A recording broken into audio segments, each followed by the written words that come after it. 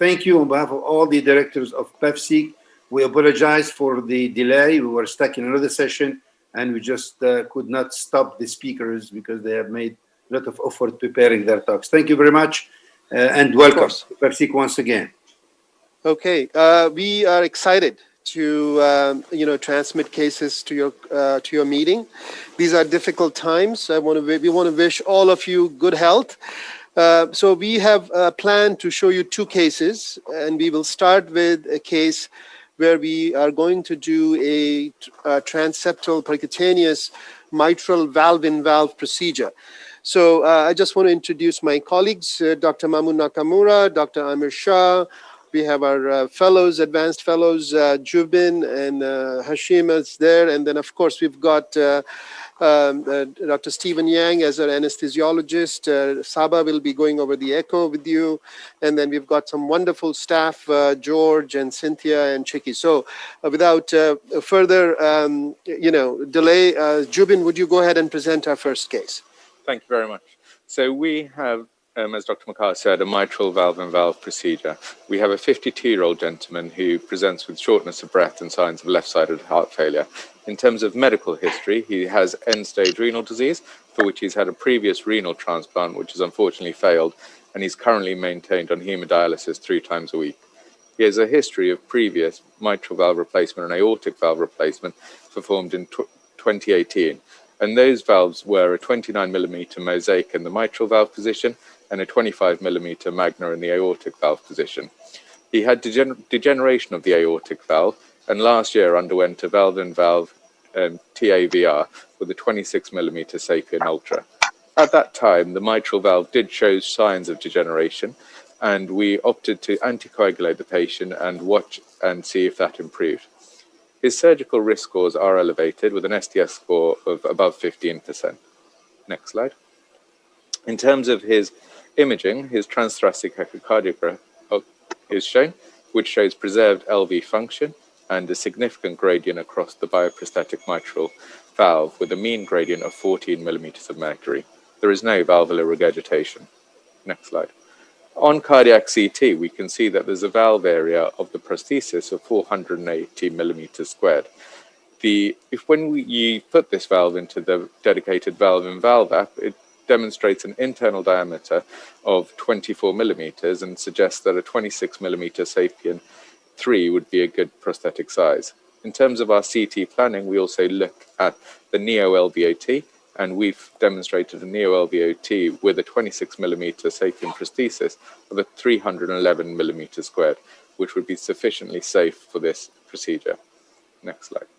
So in summary, we have a 52-year-old gentleman with aggressive valvular heart disease with previous surgical, aortic and mitral replacements and a recent valve-in-valve TAVR. He has continued signs of left-sided heart failure and has severe bioprosthetic mitral valve stenosis. We're planning to treat him today with a valve-in-valve transcatheter mitral valve implantation via transeptal access with a 26 millimeter Sapien 3. Thank you, Jubin. So as you can see, this is a difficult case and not a straightforward case. Our hope is that we can do a transeptal mitral valve-in-valve. He can then get another kidney transplant, which will hopefully slow down this aggressive process of valve degeneration he has. Of course, the other option is for him to have a repeat surgery with 2 mechanical valves. And, so this is our attempt to avoid that. But, time will tell us whether we'll actually have succeeded in our goal or not. So I'm going to ask Saba now to show you and go over the live echo pictures. Saba, can you give us a tour of what you've seen on the echo this morning? Can you, Dr. Gamra, can you hear Saba?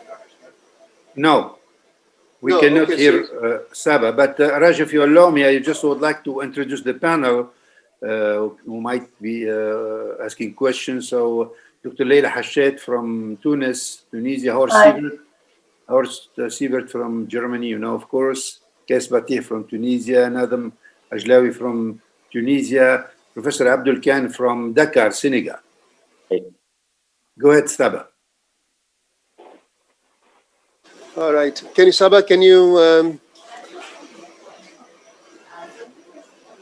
View of the heart We can, that okay, good shows you now. the bioprosthetic. Oh, sorry about that. Okay, so the bioprosthetic mitral valve is seen here on the long axis view of the heart. So I'll just point it out to you. You could see restriction of that leaflet in the posterior position with thickening of the other leaflets. So here's an explained view of that, and again, you could see some degeneration of that valve. Looks like the function looks like it's preserved here. There's some shadowing coming down from the valve, but you could kind of see the septum moving in. And then here's a color view. It looks like there's a trivial paravalvular leak. There's no MR otherwise. And then this is the gradient on echo. We're getting a mean grading of 13 millimeters of mercury. This was at a heart rate of 60. Under anesthesia with a heart rate of 60. This is a 3D view of the valve where you're looking from the valve from the top and from below. You could see how much thickening there is of the leaflets, and one leaflet that's completely immobilized. And when we do planimeter this valve, it gives us a mitral valve area under 1. Okay, and then here's like focusing more on the LVOT. As you can see, it's a very robust septum, but there's no, during systole, there is no obstruction. And so we went through a transgastric view to kind of look at that too. And so here you see the LVOT area. This is his bioprosthetic aortic valve and valve procedure he had last year. So that valve looks okay. And then we're looking at a Doppler. There is no LVOT gradient right now. This is the aortic valve gradient. But looking at the valve itself, it looks reasonable. The valve looks like they're not thickened, and it looks like it's, opening decently. Yeah, terrific. Thank you so much, Saba. And I think that we can also now go ahead and show what we have done so far. So, Mamu, can we show the first picture, please? We will demonstrate the use of the new transseptal system that we really like in our lab, and we've actually started to use almost routinely. It's made by Baylis. It's a VersaCross system. It's got this pre-shaped wire. Can you show me the previous picture where we actually showed the wire? Okay. Right, before you continue, this is really unusual case, and do you have any idea why these valves degenerate so fast? I mean, we all see many dialysis patients and they don't have that. So what is the cause of valve degeneration? We were suspicious of thrombus and prothrombotic. We actually even treated this patient with anticoagulation both before TAVR and with also, once again after we did the TAVR. So I think that it is hard for us to come up with any other explanation besides this patient being on dialysis. You're right. We don't always see that this fast, but I think we have seen quite a few cases in patients who are on dialysis, degeneration at 4 and 5 years. But this particularly seems to be a very difficult situation. So what we've done is we've used this VersaCross system, which has got this this pre-shaped wire, which is in the catheter. Okay, let's see. We'll keep going. We've taken. So this is the VersaCross. This is the wire that comes. And now we are going to actually, if you're looking at the echo, we are indenting the septum, finding a place for transseptal puncture. We like to be in the middle or a little bit inferior, if anything, and posterior. I think that's because high punctures can really be difficult in terms of crossing. So that's what we have done. Using energy, we've crossed the septum there. So let's see. So we've crossed the septum. And Raj, then we have. Raj, is this the radio frequency wire? So this is radio. This is basically using electrical energy. Yes, that's correct. It's RF. For the puncture site, did you CT planning to plan the best puncture site? No, I think that we have good echo images. We look at the fluoroscopy, of the valve as well. make sure that we are not too high. Here on the fluoroscopy, what you're looking at is you're looking at the surgical valve, a TAVR in a surgical valve in the aortic position. You're looking at the three islets, which are the islets of the mitral bioprosthetic valve. It's a mosaic valve. You also see MAC. I hope you can actually see that. And then, of course, you see, the valve itself a little bit above that. So I think, so we look at these markers as well as we are, doing our transeptal puncture. But in general, the goal is to be inferior and goal is to be posterior. And of course, at the same time, you're trying to be in the thin part, of course, so that you don't struggle as you're actually crossing with the sapien valve. So what we did was we did this transeptal puncture because we wanted to get gradients for you. Are you able to show the cath gradients and hemodynamics, please? Okay, so we've measured the gradients, and can you see the gradients, LV and LA? Dr. Gamra, are you able to see the gradients? Yes. And so this gradient was about 16 millimeters of mercury. All right. So that's where we are. Now, there is also a gradient across the bioprosthetic aortic valve. Of course, we will reassess it later by echo and by cath to make sure that we don't have any added LVOT obstruction on top of the aortic gradient. So at this point, what we will do is, Saba, if you can show us, the goal here now is to cross this mitral valve and start the procedure. So, as we do that, we are happy to answer any questions from you.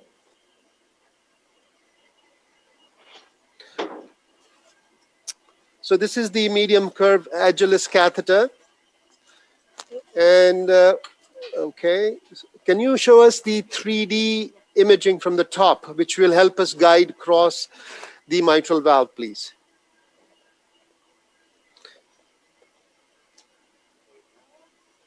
All right. Okay, so let's see. Where is our, okay. All right, so we are just crossing. So as you can see that we've crossed the mitral valve, right? Very nicely seen in the 3D echo pictures. Are you able to see that? Yes, very well. Okay. Very nice. All right. Very nice. Yeah. So we will now go ahead and put a extra small curved safari wire.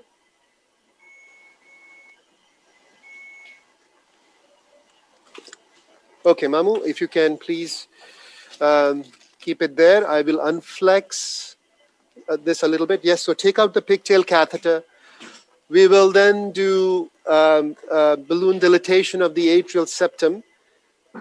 We've chosen a 12 millimeter balloon, which is generally adequate, especially if you've crossed in the thin segment of the septum, thin part of the septum.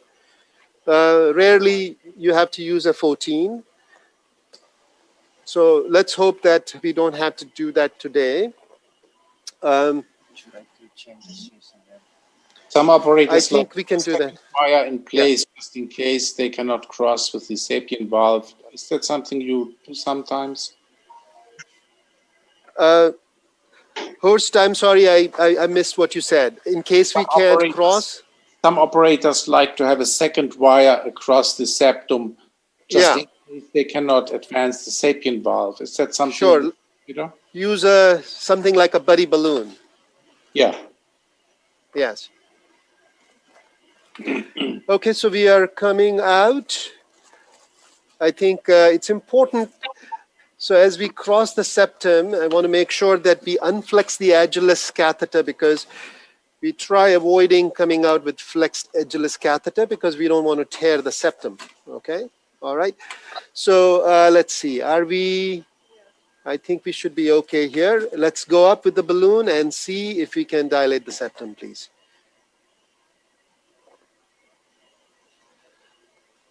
Tell us, are we? Where are we?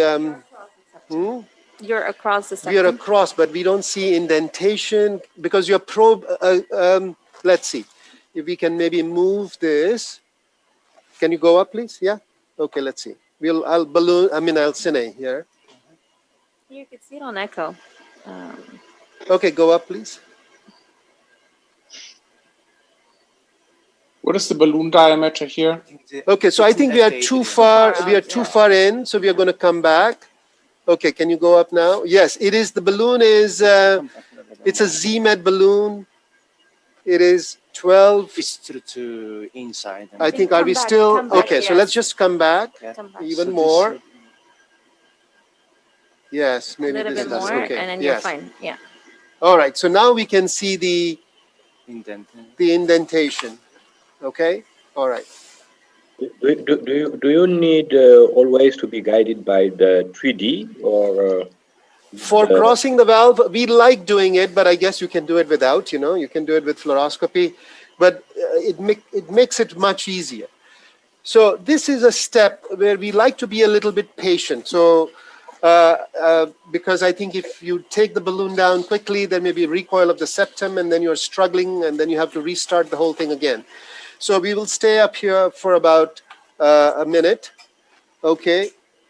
Then we will remove the Agilis catheter, and we will remove the sheath that we have and replace it with the Edwards 14 French sheath, which is the sheath we use to deliver the 26 millimeter Sapien valve. So it's actually the Sapien Ultra valve. Now, the Sapien Ultra valve is different from the Sapien 3 valve in that it has got a taller skirt. So the skirt reaches almost half of the height of the valve.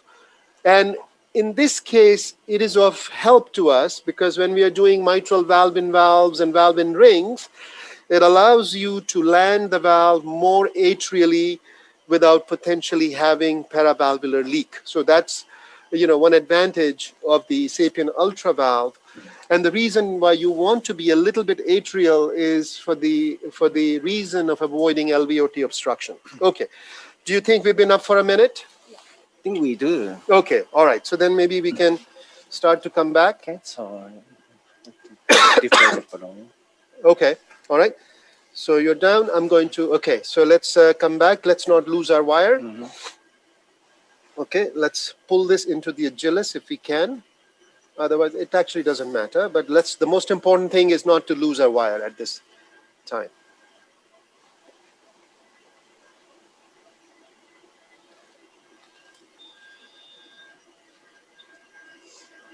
All right. Okay, so I'm holding the wire. Okay. Also, Mamu, now I'm going to bring the sheath back so Sure. we can change to the Edwards sheath. Yes. Yeah, so I'm going to put pressure. You have both the wire and the sheath. Take this sheath out so we can put the Edwards sheath. Okay. Yeah, we could have started with the Edwards sheath to begin with and save a sheath. So, but,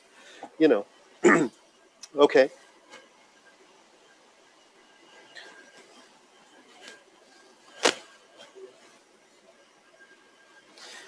So we are inserting the Edwards sheath. So as we look, can we, yeah. Okay, I'm going to hold the sheath, Mamu. Sure. You take the dilator out. Okay, good.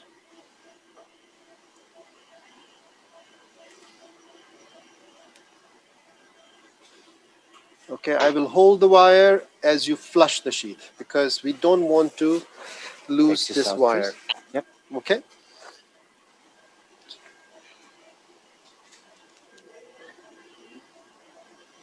All right, so the important thing, as we bring the balloon expandable valve here, there are things to remember. Of course, the valve is loaded in the, in the opposite direction, right? Compared to the way you would do a transfemoral TAVR. So you're basically, so that's important thing to remember.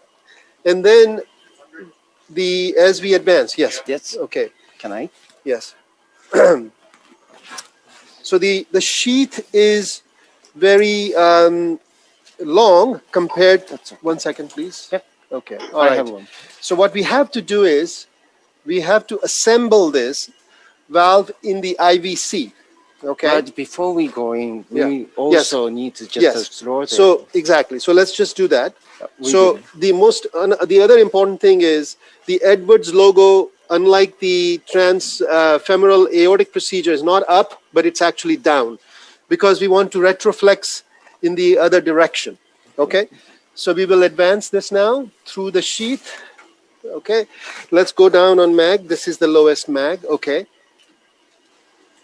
And you can see that the sheath tip is at the very bottom of the screen. So we're going to come out. And what we may have to do is, as we are assembling this, because you can only assemble this valve after the valve is out of the sheath. Okay, all right. So let's go ahead and assemble it. Occasionally you have to pull the sheath back or out. Okay, so here we are assembling. So what we're doing is we're bringing the balloon into the Sapien Ultra valve. Okay. Right, what kind of sheath do you have? What kind of Okay. sheath? So the sheath here is the 16 French. okay. So we chose a 16 French Edwards sheath. Okay. Yeah, which is this, which is the part of the system. Though this is a 26. Our team here picked a 16 sheath. Okay. You All could right. use It's easier either to one push. system. Yeah, and yeah. Okay. So now, as you can see, we have assembled the valve. The valve is between the two markers. If you look at the handle, the Edwards sign is on the, is below. You cannot see the Edwards sign now. And I'll start to flex, and Mamu is giving me tension. Okay, so we've actually been able to cross. Okay, so as you can see that we are across the septum. Now we will pull back the retroflex catheter. All right. Yep.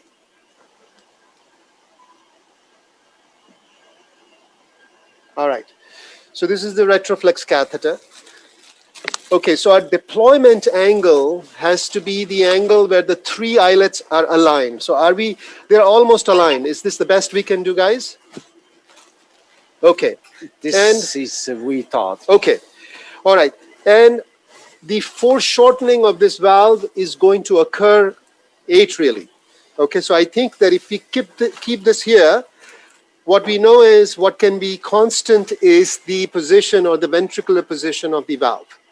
Okay, so, and since this is an ultra, what we would like to do is, we don't want to be below the islets, if possible. We want to be a little bit above the three islets. And we will do this with rapid pacing. So let's make sure that our pacemaker is functional. We should have done that. Yeah. Now we are working on pacemaker, fluoro. please, at 120, just to make sure that this is capturing.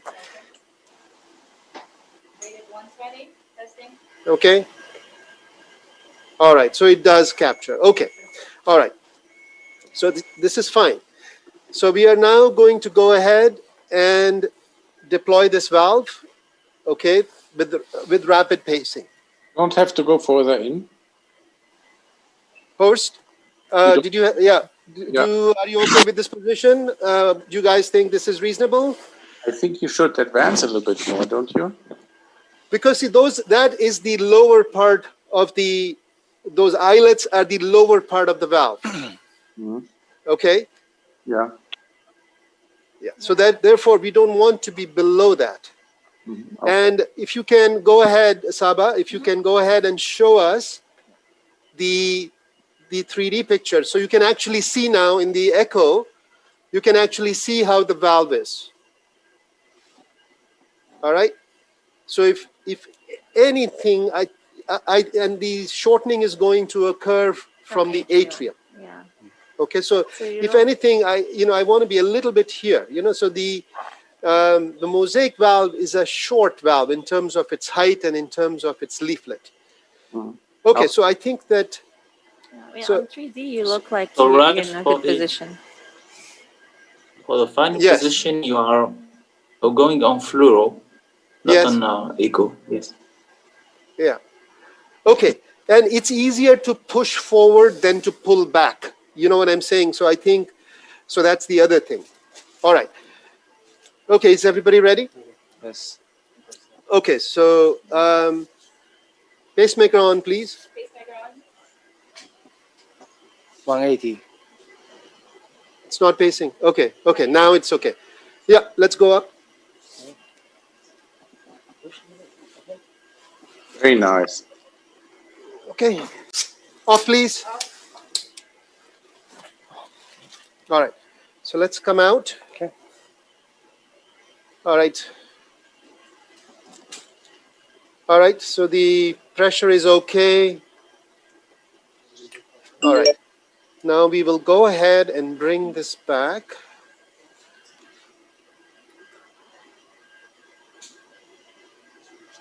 So the question, yeah, I think we are nicely anchored there. The question is, can you assess this and tell us if you need to do another pre-dilatation? So, Horst, maybe, I think this is fine, but I think we could have been a tiny bit lower, but, No, it's but I think, yeah, very- but I think it think looks fine. we're trying to avoid the, of course, the, The other things, Raj, like LVOT, neo, So there's yeah, I think that was the so- reason, right? We wanted to be a little bit atrially Right. because because of the the LVOT. neo LVOT, So you don't want Yeah. to protrude too much in Yeah, the LV so- side. yeah. So there's no evidence of paravalvular leak. Okay, so there is no Yeah. evidence of paravalvular leak. Yeah. I'm most curious. I mean, there is still a lot of flow acceleration there, right? But he's very tachycardic right now. Okay. But didn't you see a paravalvular leak before? There was Very a- trivial. Very trivial paravalvular leak, which we were concerned that once we, which may get worse, but, Would you I like don't see any multi right purpose? now. but that's more so the case when you're fixing mitral regurg. When you fix the valvular regurg, the paravalvular regurges actually become more prominent. Okay, can we get, Would you like the multi-purpose or pigtail? we can get, let's get the multipurpose. Okay, also get an LVOT gradient. But yeah, it's very tachycardic. He's very tachycardic right now. So I think we need to get out of the LV, with this wire.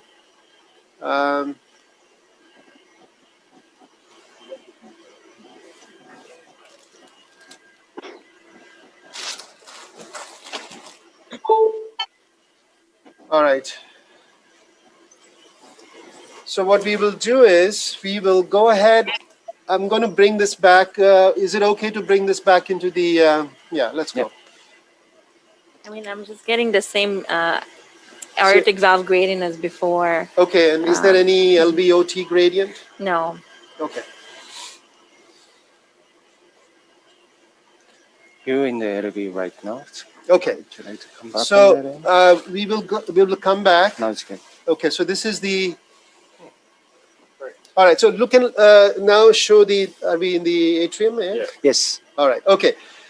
So Looks you good. can look at the gradients now by cath, right? The left atrial pressure and the left ventricular pressure, and and you can see that the gradient is actually minimized. Can you go to a 50 scale, or it's much lower than what we started with? Can you change the parameters AO to LA? Yeah. So show that, please.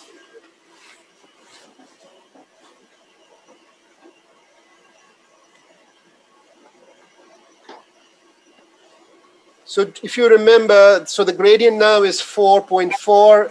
The gradient before the valve replacement was 15.4. So certainly we've made a difference in the gradient, and this is despite the fact that the patient is actually so tachycardic. So, I think that hopefully when it's less tachycardic, the gradient will actually even be better. So, so that's where we are. Looks very good. So regarding the medical treatment, what is your plan now? Anticoagulation? I think, yes, Horst. So there are a couple of things. Of course, we think that we should put this patient on anticoagulation. He's young, and there is not much to be lost. And if there is some prothrombotic process, as is demonstrated, I think that it should be taken care of. And the other thing that we would really like to do is lobby hard for him to get his kidney transplant. You know, we want to make a point that we have a window of opportunity where he should get his kidney transplant, so which will hopefully then positively impact his bioprosthetic valves. So that's what I mean, it's a very tough case in a young patient, and there are no easy solutions, and neither was just doing this mitral valve-in-valve a straightforward thing. I mean, it's not, very well knowing that the durability of this valve may also be, maybe impacted. So that is the route that we want to take. Do you have any other thoughts? No, perfect. And it will be buffering because he is on dialysis, right? Yes. So we want to get him off dialysis. Yeah. So question regarding the interatrial puncture hole. Do you think how often do they close? I mean, 10 millimeters, 12 millimeters is rather big. Yes. Will they stay Yes. open sometimes or? So in the early days when we were doing mitral valve-in-valves, we used to routinely close them, and then we observed that patients are okay without closing them. So this is now, we will close now. If we find that the RV is bad and the RV function is poor, we will close. Often we will just watch the patient for about half an hour or so, look at the hemodynamics, look at the oxygen saturation.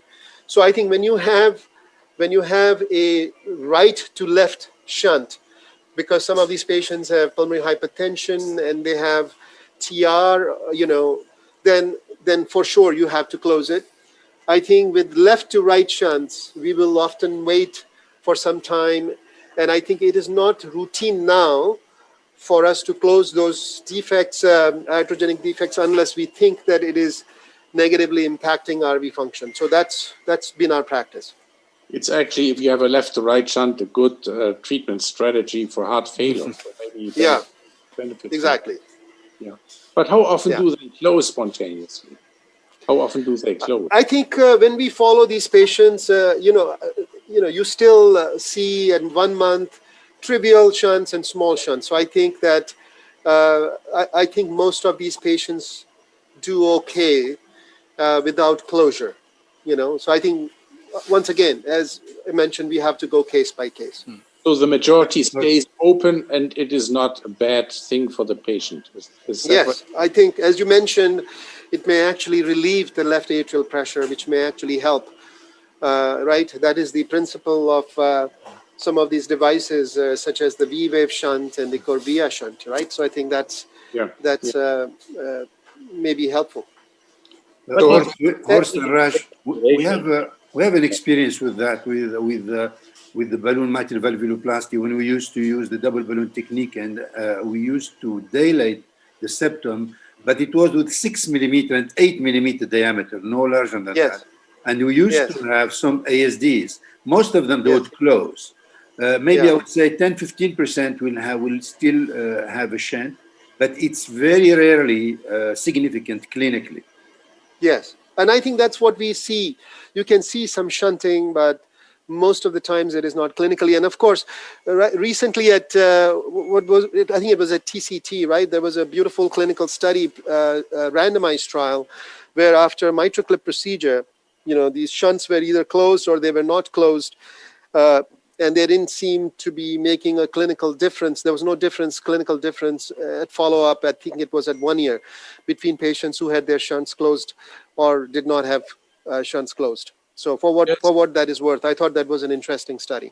There's a difference in the patient populations, Habib, because when you do mitral valvuloplasty, I'm assuming that all your patients have a good result. That means they don't have a big flow, don't have a big gradient across the septum anymore. So they tend to close more That's than correct. patient population, right? Okay. Yeah. Terrific. So what I will do is we'll end this particular case, and we will go ahead and actually I'll join my colleagues in the other room where we will show you a MitraClip case. Okay. Perfect. Congratulations. Thank you.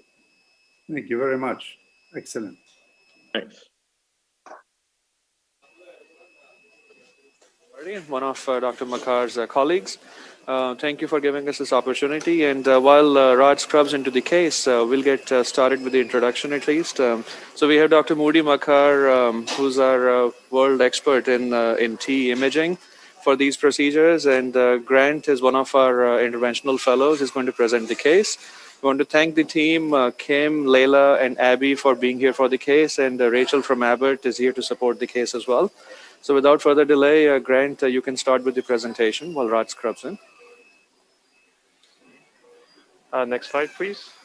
Go ahead. So our case is a 56-year-old gentleman. He presents with shortness of breath with NIHA class 3 symptoms. He has worsening orthopnea and peripheral edema. His comorbidities include end-stage renal disease on dialysis, insulin-dependent diabetes, hypertension, hyperlipidemia. He had recent LAD PCI. He also has history of testicular cancer, status post-chemotherapy. His risk scores include STS score of 4.3% and Euro score of 6%. Next slide, please. He underwent transthoracic echocardiography, which shows evidence of LV dysfunction with LVEF of 45% and a dilated LV as well. And you can see the severity of the mitral regurgitation. Next slide, please. So he underwent transesophageal echocardiography to further evaluate the MR. And you can see the 4-chamber view, bicommissural view, as well as the long axis views, which show a large wide jet. Next slide, please. On transgastric view, you could again see the wide jet. And of note, patient's transmitral gradient was 3 at a heart rate of 77 beats per minute. Next slide, please. So it's important for us to note the new guidelines, ACC/AHA guidelines came out just yesterday, which recommended MitraClip for functional mitral regurgitation as class 2A recommendation over surgery, which was class 2B recommendation. Next slide, please. So case summary, this is a 56-year-old gentleman who presents with severe symptomatic functional mitral regurgitation due to restriction of the posterior and anterior mitral leaflets. Patient was deemed moderate to high risk for surgical mitral valve repair as assessed by the multidisciplinary heart team. And our procedural strategy is percutaneous mitral valve repair with the G4 MitraClip device. Thank you, Grant. We should ask Moody, who's our master imager. So Moody, you want to go ahead and give us a tour of this valve? Thank you. Thank you so much, Raj, and thank you for having me on your conference. Pleased to be there. So one of the differences between doing a diagnostic TE for MR and the procedure TE for the MR is about we're focusing more about how the procedure, what image is going to be helping us to guide for the procedure and get the best results. So one of the important views, as you see here, are the bicom view. And we're trying to really understand, we're trying cutting through the coaptation line and trying to see how wide are the jets and where is the biggest pizza coming from. So as you see here, the jets are so wide here, and I'm going to try to slow it down even. And you can see that as much as we care about the jet colors above the valve, but for us, the most important thing is the jet under the valve here. So you can see it's very, very wide. It was about 2.2 centimeters wide, and indicating that we're going to need multiple clips, most likely 3 clips to do that. And as you can see here, the biggest pizza is on the lateral side, which give us the information that the biggest gap is coming from the lateral part. So we're going to go more and look at that in different views. So we're going to go with the X-plane here. And you can see we're going through almost the little bit lateral part of the valve. And you can see there's a big gap here.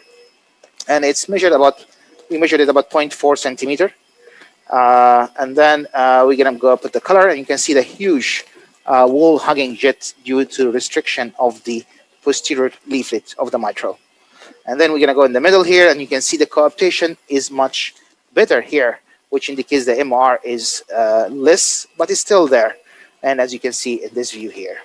And so one of the things that we'd like to look at is the gap. How big is the gap between the leaflets? Because if it's too big, then we're not going to be able to treat it with the edge-to-edge repair. And then we start to think about, okay, where we're going to go and put our first clip, we're going to go and put second clip based on all this information that we get. Two hemodynamics measurements that we get always are the mean mitral gradient, because that's going to be our limit to how many clips or when we'll be able to stop. We can go as much as 3 or 4 clips as long as the gradient is acceptable in this kind of patients. The other hemodynamics that we get from the echo is the pulmonary veins. As you can see, they're reversed here. And usually it gives us a very good indication during the procedure. Once we start to see improvement in them, we become knowing that we achieved a good hemodynamic results, even if the color from the echo is not that significant.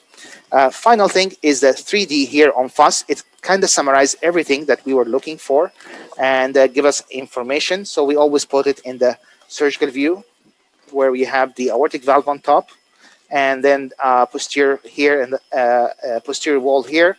Septum is on the medial side here, and lateral is where the appendage is here. And you can see the gaps here across the whole valve. And if you're going to go and put the color through it, you're going to see that there's a huge jet coming from it. I like to add a little bit more of color and trying to analyze it more with a multiplane. It's a new software technology that comes with the Philips machine. It gives us more an idea about where we're going to be able to put the first clip in. So in summary, one last thing that we like to do is measure the leaflet length to see what kind of clip we can use, because as we know, we have two kind of clip: the short clip NT and the longer clip which is XT. And this is going to be a whole discussion about which one to use in which kind of patients and what are the best results we get with. Last thing we check here is the orifice, mitral valve orifice baseline, how much the mitral valve area we have.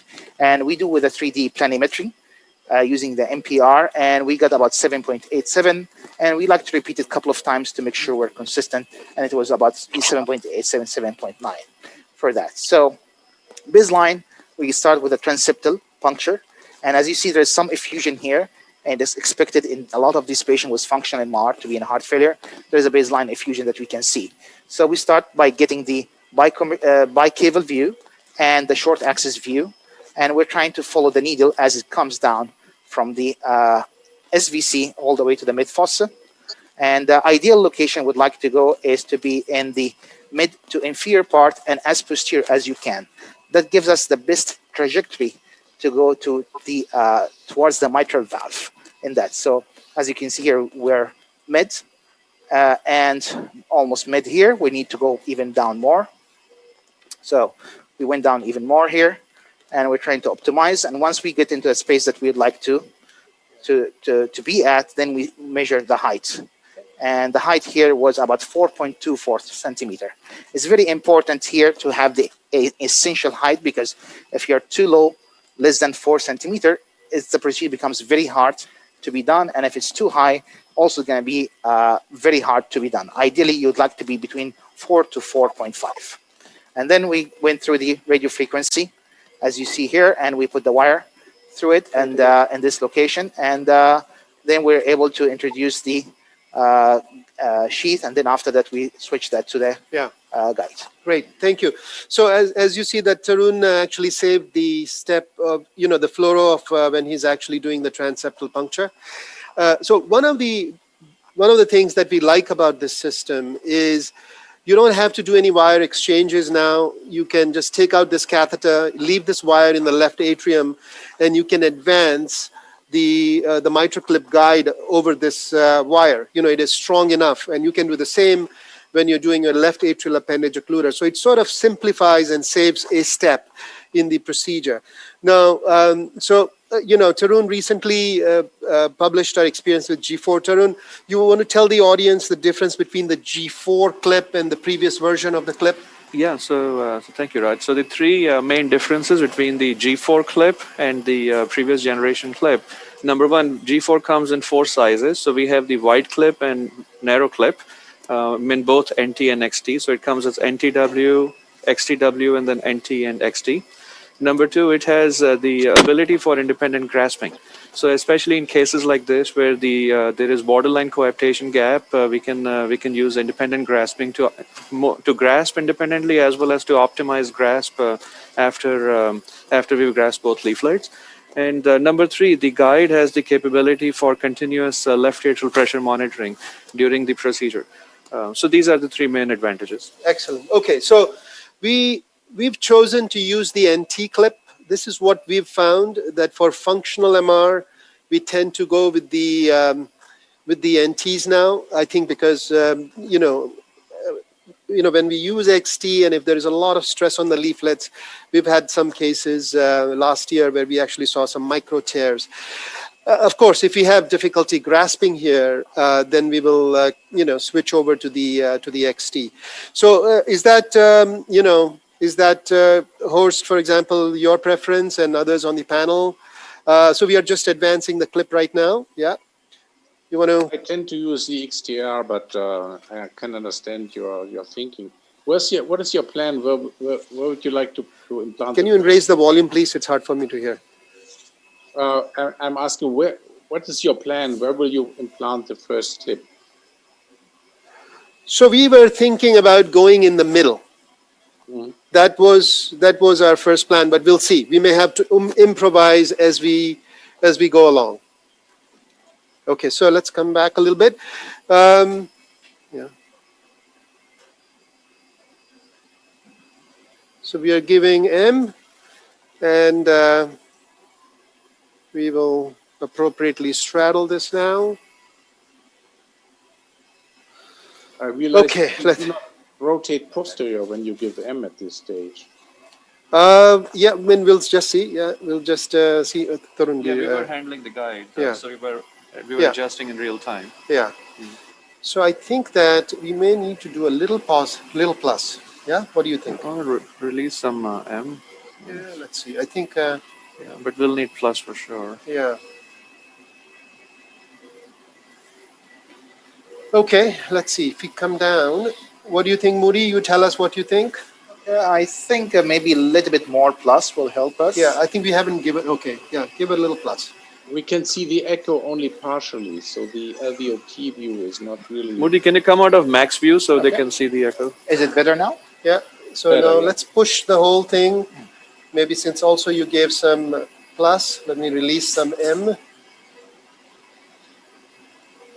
Tell us, do you think we have, what does it look like? I think the position-wise, it looks good. Trajectory-wise here on the LVOT view.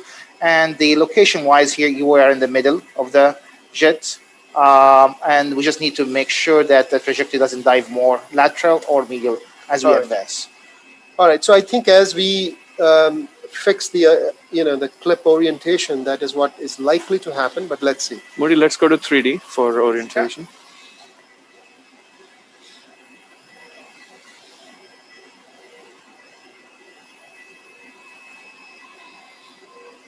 Okay, so we clearly need to anti-clock it.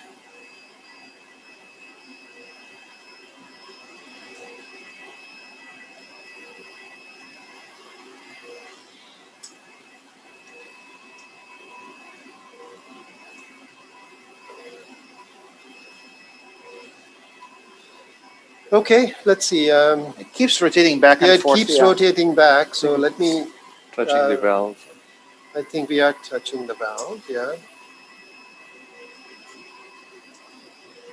Let's get the screw out. I think we need to go to the other side. Yeah. It looks good here now. Yeah. We want it to be perpendicular to the coaptation line here. So the question is, are we... Okay.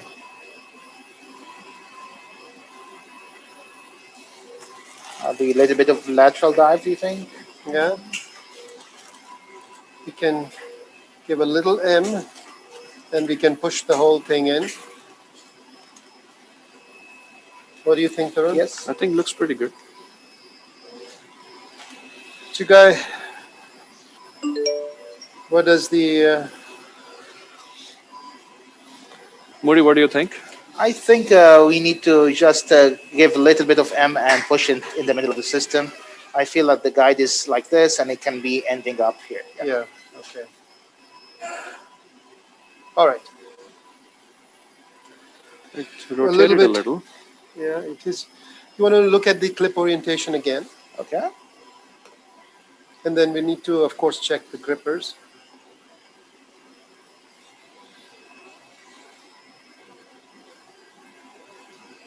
So we need to clock it, and we need to go a little anterior. Okay, looks very Looks good. reasonable. And then even we can put the color here, and you can see like in the middle of the jet coming from Yeah. both sides here. So I think that we have to be realistic here, right? I mean, if we can reduce this from very severe mitral regurgitation to mild to moderate, I think that may, so it's a difficult case, and I think so we have to be somewhat realistic in our expectations here. We may get a good result, but also there may be a situation where we are still left with, mild to moderate MR, which may still be a clinical success, though not. Okay, so we were thinking about crossing the valve. Check grippers first. But before that, we will check the grippers. Yeah, so, okay, Grant will go ahead and check the grippers. So, okay, so that is anterior. Polka is, so there's a little dot, okay. Okay, so let's go ahead and cross. Okay. Go and check the color here. It's nice in the center between these two jets. So this is where we planned to go initially. Yeah. And I go 3D en face now to check the orientation of the clip. I'll close the clip a tiny bit, just so that we can capture. Grasping here for optimizing. Do we even have the anterior? We don't. No, we don't. Yes. See, this is where, the XT would have been nicer, right? I think we have both. Now we have both. Now both. More. So we lowered the grippers. I think we can optimize the posterior, if you agree. Yeah. Posterior was which one? Non-polka. Okay, so we will now raise the gripper for the posterior. Tarun is clocking the guide so that we can go more.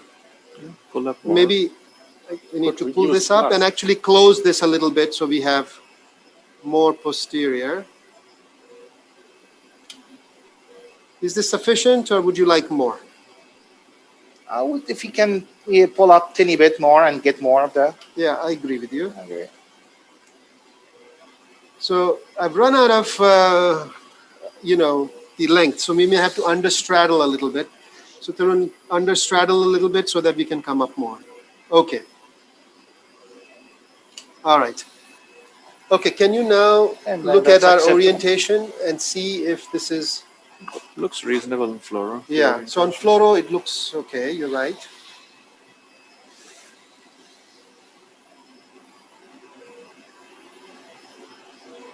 Looks good So here too. it looks reasonable in terms of clip orientation. Do you agree, Dr. Gamra, that it looks reasonable? Modi, let's go to grasping view. Okay, so Yes. we will try to close this now. Okay, so we will lock the clip and we will close it. I think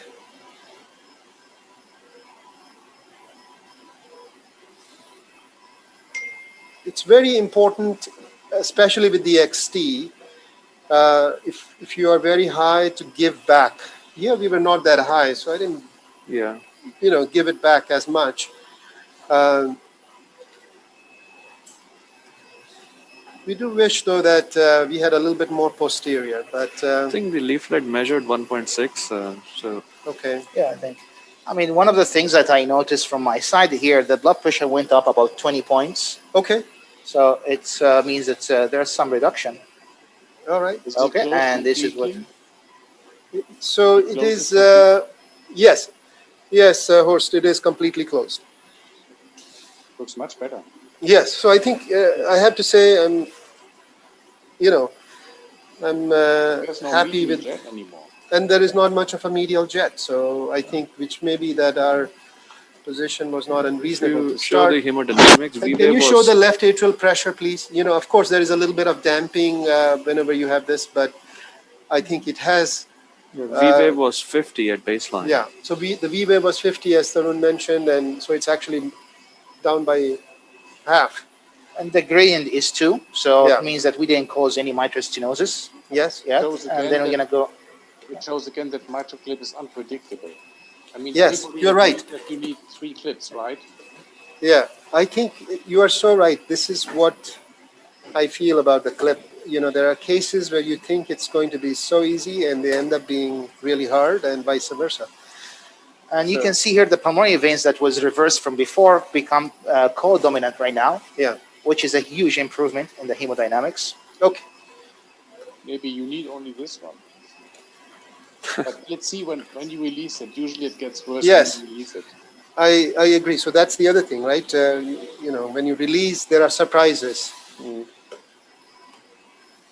Okay, I think it looks very good. And then we're going to go Okay, and check so you want to the also tissue show bridge. us the tissue bridge? Or did we already look at the tissue bridge? I forgot. Okay, and these are the leaflets here. Yeah. I think it's a very good leaflet insertion here. Okay. All right. So then maybe we will go ahead and release this. Yeah. Okay, Tarun, let's release this. Okay. You want to go over the steps as you release, or maybe Grant, you want to do it? Whatever, Tarun, do it. Just tell the audience exactly what you're doing as you're releasing the clip. You want to test the lock or no? No, no testing of the lock. Okay. You know, you did that last time in I the know. transmission because you wanted to be on the IFU, and we want to do what we do every day, which is Okay. not follow the IFU. Okay. So we first open the lock line, and so this is different between G4 versus the previous gen clips.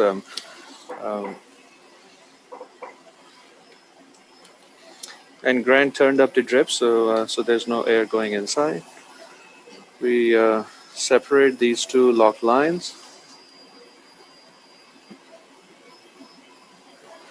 We test it, make sure there is no knot, and then we pull one of these lock lines out.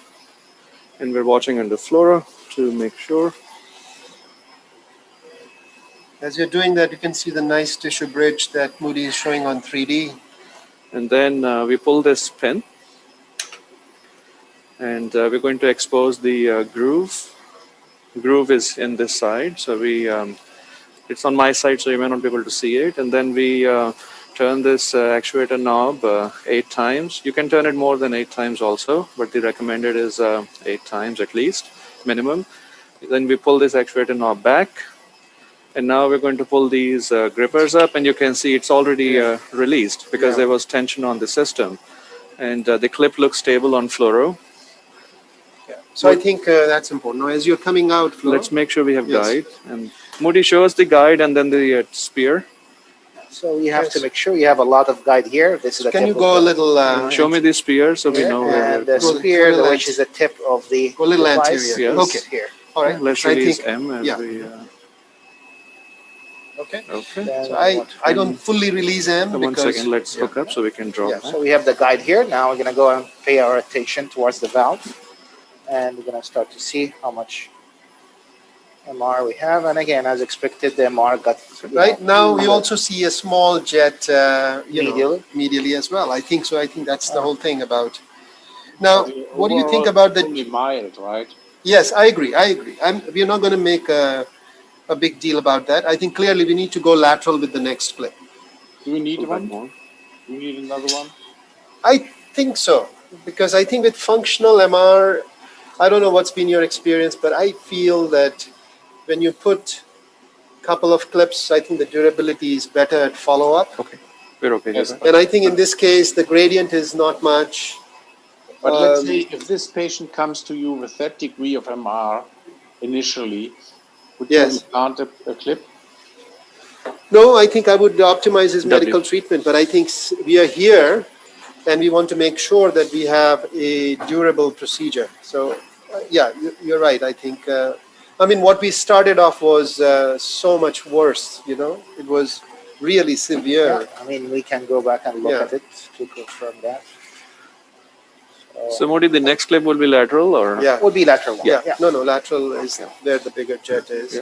Raj, Yes. that was a very nice demonstration on Mitra clip and showing us step by step the technique. Now, unfortunately, we cannot stay with you until the end because you have a lecture and the speaker has some time constraints. So Okay. we No can problem. maybe get back to Can you you give later us- on, or you can send us the the final result that you can Okay, show or us. if you want, you can come back to us for 5 minutes after the lecture is over, and we can Sure. show you the final result. Yes, we can do that. We can do that. Okay. All right. Terrific. Thank you All right, so let's do much, that. and then we'll see you. We'll see you Yeah. in 25 minutes because his lecture will Okay. take 25 minutes. Thank you so much. Okay. Terrific. Thank you. Okay. Bye. Thank you very much. Yeah. No problem. No problem. We just wanted to show you what we did after you left us. We deployed the second clip, which was lateral to the first clip. So what Moody's done is he's assembled some images. So Moody, you want to show us what you're looking at in the top? Yes, so these are the pre-images here on the left-hand side. You can see the 3D on FUS, how severe the MR was, and here on the BICOM LVOT view, it is, torrential. And then this is the final results with just two clips in the middle, and you have a small jets from the sides, and this is how it looks like color-wise. Procedurally, this is how we proceeded, is that we put the second clip in, and let me see why it's not playing. Okay, here. I'll have to do it from here. And we decided to go ahead with the second clip here. Yeah. So we went under the valve, very, very close to the first one. Yeah, so we are very, very close. And they open the clip. And then we could position with the color, where we have the color. And then we check the orientation. And again, we did it with a 3D. And then we started to grasp by pulling up, making sure we have both leaflets are inside. As you see here, both leaflets are inside the clip. We check the orientation, put the grippers down. And then before we close, we check the orientation to make sure it's acceptable, which was acceptable. And then we started to close very, very slowly here. And this is closing. And almost done here. And you can see, we start to see a lot of smoke in the left atrium, which is a very good sign of reduction of the MR.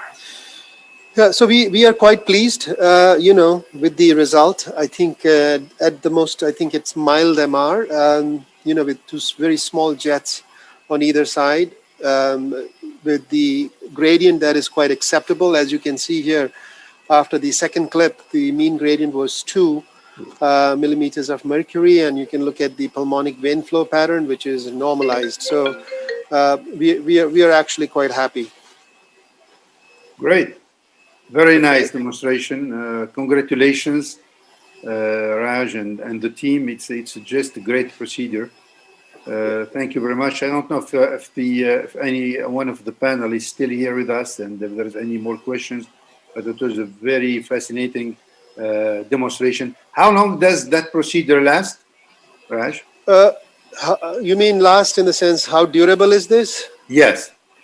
I mean, there are times, I would say some patients might need an additional clip, but I think it should be durable, so we are certainly hoping that in this case, when you have very dilated LVs, it's not uncommon to have recurrence, but I think in this case, we are hoping that this will be a durable procedure.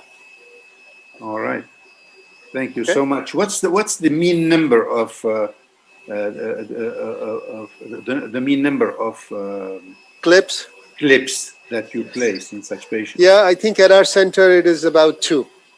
I think for functional MR, we'd like to have multiple clips because the second clip stabilizes the first clip and improves the durability of the procedure. And I think even in degenerative MR for flails and prolapses, big prolapses, I think, having more than one clip stabilizes the first clip and improves the durability of the result. Of course, if the gradients allow. So So I just want to thank you. Thank you, Dr. Gamra, for inviting us. For us, it's a pleasure and privilege to participate in your meeting every year. Thank you so much. We really appreciate your help, support for this event, and hopefully we can have once, physically in one of our meetings. Hopefully next year, if we can get rid of this terrible pandemic. Sure. Okay. Absolutely. All right. Thank you Terrific. very much. Thank you very much. Congratulations Thank you again. very much. Thank you. Okay. Thank Bye-bye. you. Bye-bye. Bye.